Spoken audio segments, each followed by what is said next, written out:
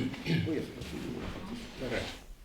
Rõõm on näha teid kõiki, kes te olete Lahemaad südames hoidnud oma 40-45 aastat elusate, tervetena ja rõõmsatena. Muidugi, nagu Jaan juba ütles, peaks minu asemel siin teie ees olema Ilmar Epner rääkimaks Lahemaa algusaastate tegemisi, kuid aeg on niimoodi määranud, et selle asemel olen mina. Aga kuidas Lahemaa üldse sündis? Kui me esimestel Lahemaa aastatel mõtlesime tulevikule, siis me ei mõelnud minevikule ja paraku on kippunud unustuse hõlma jääma, kuidas üldse see mõte tekkis ja kuidas arenes ja teoks sai. Kindlasti 2 inimest on Lahemaa rahvuspargi sünni juures lahutamatud, need on Jaan Eilart ja Edgar Tõnurist. Kumb on esimene, kumb teine, on äärmiselt raske täna öelda, kuid kindel on see, et ilma Jaanita või ilma Edgarit ei oleks Lahemaa rahvusparki sündinud. See on täiesti fakt. Ja miks me ei võiks neid kõrvuti austada selle eest? Nad olid kahekesi, üks ühel kombel, teine teisel kombel seda ideed realiseerimas. Mul hiljem, kui Edgar Tõnurist elas üksildasena Altjal, 90-ndatel käisin tal tihti külas, ja siis tavas ka tagamaid mulle, kuidas idee sündis. See oli 67. aastal oli Maailma Expo Montrealis, Kanadas ja Edgar Tõnurist osales seal Nõukogude Liidu delegatsioonis. Ja peale seda näitust viidi nad ka rahvusparke külastama Kanadas. Ja Edgarile jättis kustumata mulje sealne rahvuspark, mitte üksi see loodus, vaid kogu see management, see tähendus, mis rahvuspark omas ökosüsteemse kaitsealana. Ja tagasi tulles jäi see talle mõtetesse ja tegelikult 68 vist Jaan Eilart osales esimest korda IUCN-i peaassambleel New Delhis. Ja New Delhi oli koht, kus esmakordselt üritati ka fikseerida Lahemaa rahvuspargi mõiste rahvusvaheliselt. Ja nende ideedega, mida sealt tagasi tuli, kuna Tõnurist oli ju Looduskaitse Seltsi esimees ja Eilartiga väga tihedalt seotud, siis koos see idee sündis. Aga miks just siia, Põhja-Eestisse? Lahemaa nimi oli ju täiesti tundmatu tolle ajal inimestele, ainult maastikuteadlastele tuntud. Ja tegelikult ma arvan, et ühe inimese teened selle koha valikul on väga olulised, keda ei mäletata sellega seoses, ja see on Endel Varep, meie maastikuteaduse grand old man. Ja tõenäoliselt võis olla just Endel Varep see, kes ka Eilartile selle idee välja pakkus, et võiks olla see kant, kuna Eestis on ainulaadne koht, kus nii erinevad maastikuregioonid kohtuvad, nagu Rannikumadarik, Lavamaa ja Kõrvemaa. Ja kindlasti on Varepil oma osa olnud selle koha valikul. Aga ka teiseks, nagu Edgar Tõnurist mulle rääkis, et tol ajal oli kooskõlastusele valitsusse tulnud suur kava Nõmmeveski kanti suvilakooperatiivide rajamiseks. Olemas oli juba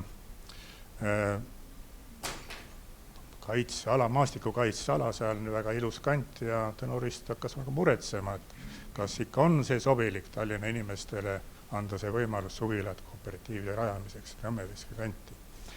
Teiseks oli ju grandioossed plaanid Karepast kuni Altjani rajada uus puhkerajoon Eestisse, välja ehitada kuurordid, samuti suvilakooperatiivid, rajada uus tee Kundast kuni Võsuni. Ma mäletan, kui ma käisin koolis, keskkoolis veel, siis ma punasest tähest lugesin neid suuri plaane ja imestasin, kas see tõesti saab teoks. Aga õnneks ei saanud. Ja tol ajal oli just see puhkemajanduse surve ilmselt ka, mis mõjutas, et et just siia kanti see Lahemaa rahvuspark sündis. Ja nii siis Edgar Tõnurist ja Jaan Eilart ka otsustasid, et pigem moodustamegi siia rahvuspargi ja sellega saab ka see kaunis loodus säilitatud. Ja no tol ajal oli ju tohutu surve ka maaparanduse poolt, sest riigil oli raha juba palju.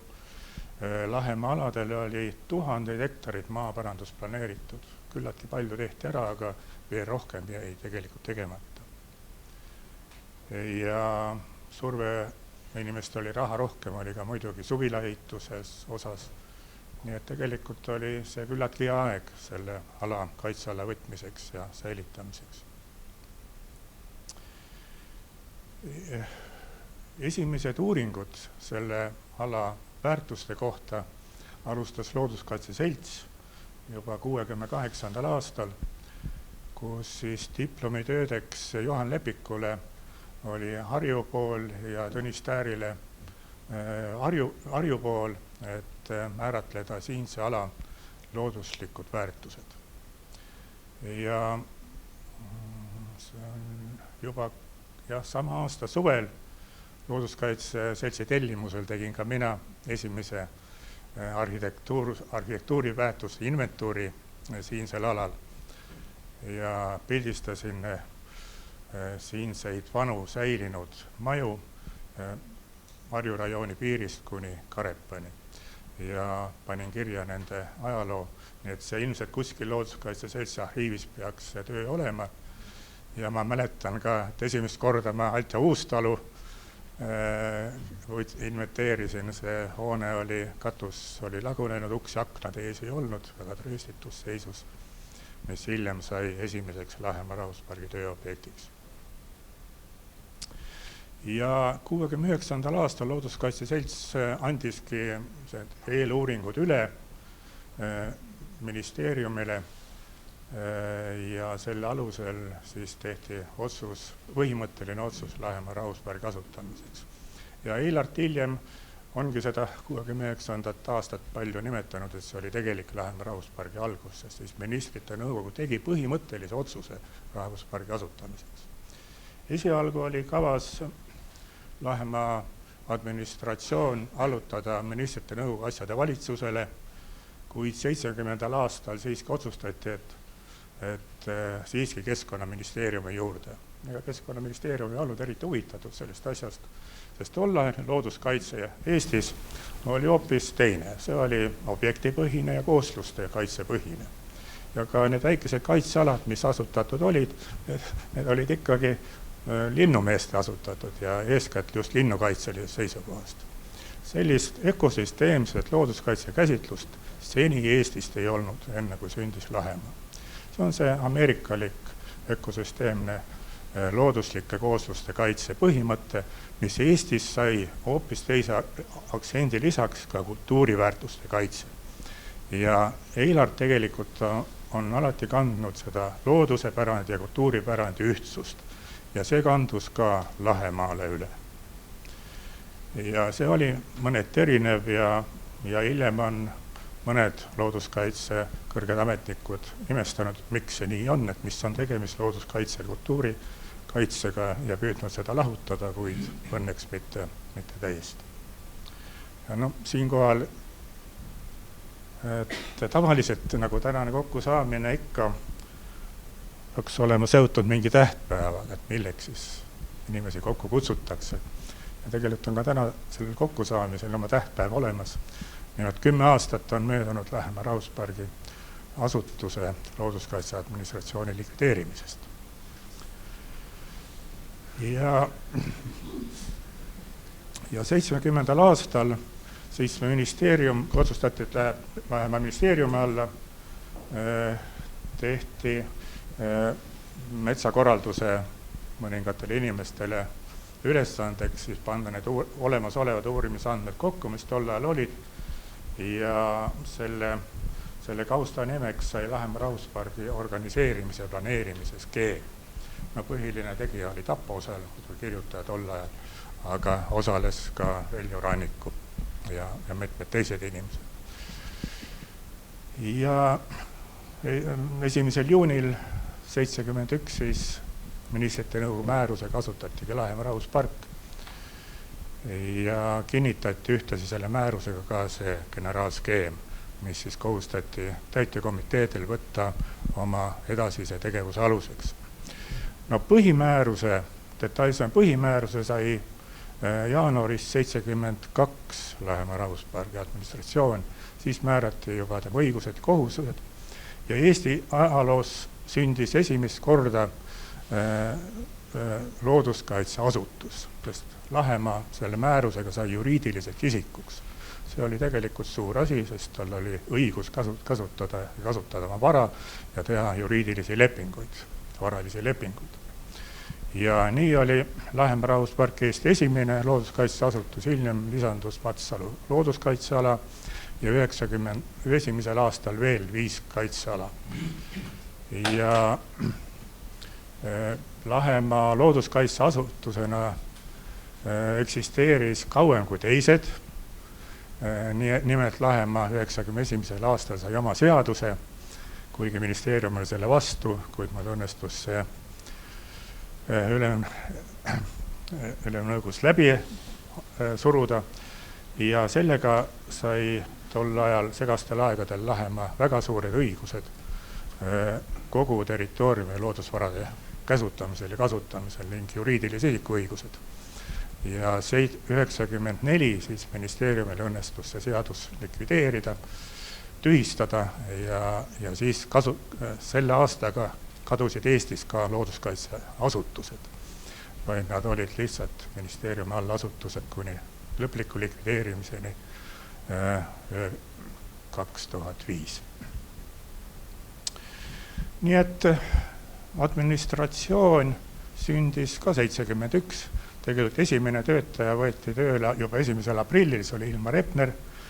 Tema võeti tööle Rakvere metsamajandi koosseisu esimesed 2 kuud ja tema kirjutuslaud oli metsamajandis Valteriga ühes toas, tolleaegse looduskaitseinspektoriga.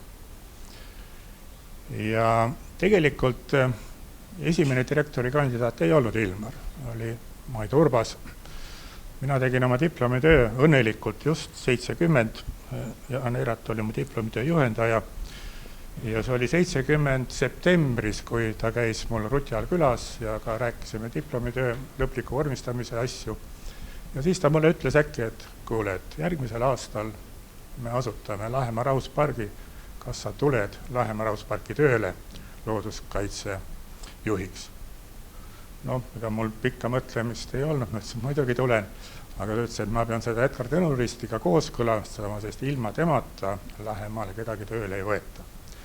Ja mul on arhiivis järel mingi novembri alguse kiri Jaan Eilartilt, kus ta ütleb, et Edgar Tõnurist on mu kandidaadi heaks kiitnud ja nii sai ilmselt minust esimene heaks kiidetud Lahemaa rahvuspargi töötaja. Ja tol ajal oli Mait Urbas, direktori kandidaat. Ta oli metsamees, ta oli Kuusalu metskonna ülem ja ilmselt ministeeriumi poolt soositud, kuid tänu Jaan Eilartile siiski leiti Ilmar Epner sobivamaks ja ilmselt oli see väga hea otsus. Ilmar Epner töötas tol ajal Mõdriku, aga ta oli aktiivne looduskaitse seltsi tegelane Rakvere osakonnas ja ilmselt sealt kaudu siis ka tema selline isik esile kerkis. Ja edasi juba tulid järgmised töötajad, arhitekt ja Anne Kurepalu ajaloolasena ja nii edasi. Nii et see on väike sissejuhatus algusaegadesse, mis tavaliselt ei ole enam meil meeles või me ei teagi tegelikult, kuidas need asjad sündisid. Lihtsalt asjad läksid oma teed päevast päeva ja need algusmuresid olid ju palju. See oli täiesti võõras asi, see oli esimene Nõukogude Liidust, mis asi see rahvuspark on. Tol ajal ju piirid olid kinni, meil ei olnud väljas informatsiooni. See, mis Eilart tõi New-Delhist kaasa ja siis 72 oli teine ülemaailma rahvusparkide konverents Yellowstone'is ja Grand Tethonis, kus ka Eilart osales. Ja seal võeti siis ka pikem juba 5-punktiline rahvusparki definitsioon vastu, mis siis Saime tõlkis eesti keelde Looduskaitse Seltsi teadetesse ilmutati ja see sai meil nagu suuresti tegevuse aluseks. Nii et hiljem muidugi tekkisid juba rahvusvahelised kontaktid eeskätt just Soomega ja 90-ndatel muidugi juba täiesti rahvusvahelisel tasemel. Et siis oli asju nagu mõnes mõttes lihtsam teha, et see teave oli hoopis suurem. Aga nii see oli, et me hommikul tulime kokku, istusime ja mõtlesime ja vaidlesime, kuidas siis me seda rahvusparki teeksime, mis on siin tähtis, mis suundades me teeme.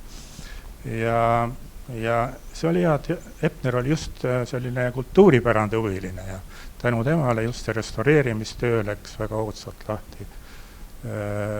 Minu rida oli see looduskaitse pool, mis oli natukene raskem ja mitte nii populaarne. Üks asi veel, et kindlasti Albert Noorakul on väga oluline roll Lahemaa ajaloos, sest tema rahandusministrina 73 võttis vastu otsuse ja surus läbi Moskvas Lahemaa rahvuspargi fondi asutamise. See oli tol ajal Nõukogude Liidus täielik pretsedent, niisugust asja ei olnud, aga Albert Noorak oli väga sõnaosav mees ja ta oskas seal Moskva ametnikega selle asja ära klaarida ja niimoodi sündiski. Ja sellest sai siis see rahastu, kuhu kõik Eesti asutused, kolhoosid, sovhoosid ja üksikisikud said oma raha kanda eeskätt restaureerimistegevuseks ja Palmse mõisa osas, aga ka muu osas. Siis tegelikult nende segaste aegade alguses 90 oli Lahemaa rahvuspargi bilansis ligi 200 ehitist. Väga palju ka mujal, lisaks Palmsele. Töötajaid oli 110 ja kui administratsioon lõpetas, siis oli 2 hoonet ja 10 töötajat. Nii et niisugune areng siis selle 15 aastaga oli. Ma ei ütle, et kvaliteedis, aga see on lihtsalt kvantitatiivsed numbrid.